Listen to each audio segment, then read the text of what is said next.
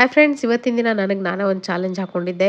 ಇವತ್ತಿನ ದಿನ full day ಸೀರೆ ಉಟ್ಕೊಂಡೇ ಇರಬೇಕು. ಅಷ್ಟರೊಳಗೆ ನೋಡ್ರಿ ನಮ್ಮ ಮಂದಿರು ಯಾರಿಗೋ ಒಬ್ರು ಸ್ಕೇಲ್ ಮಾಡಿದೆ. ಅವ್ರ ಮನೆ ಓಪನಿಂಗ್ ಇತ್ತು ಅಂತ ಹೇಳಿದ್ನಲ್ಲ, ಆ ಮನೆ ಓಪನಿಂಗಿಗೆ ಹೋಗಿ ಬಂದಂಥ ಒಂದು ಶಾರ್ಟ್ ಕ್ಲಿಪ್ನ ನಿಮ್ಮ ಜೊತೆ ಶೇರ್ ಮಾಡ್ಕೊಂಡೀನಿ.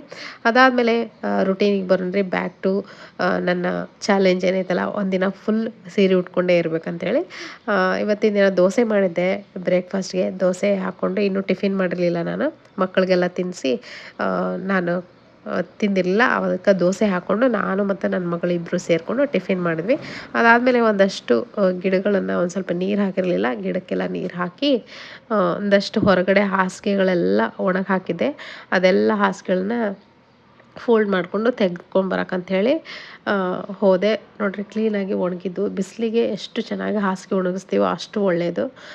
ನೆರಳಿಗೆ ಒಣಗಿಸ್ಕೊಂತ ಬಿಸಿಲಿಗೆ ಒಣಗಿಸ್ಬೇಕು. ನಮ್ಮ ಹಿಂದಿಂದ ಬಾಲ್ಕನಿ ಒಳಗೆ ಬಿಸಿಲು ಒಂಚೂರು ಬರಲ್ಲ. ಅದಕ್ಕೆ ಮುಂದೆ ಗೇಟ್ಗೆ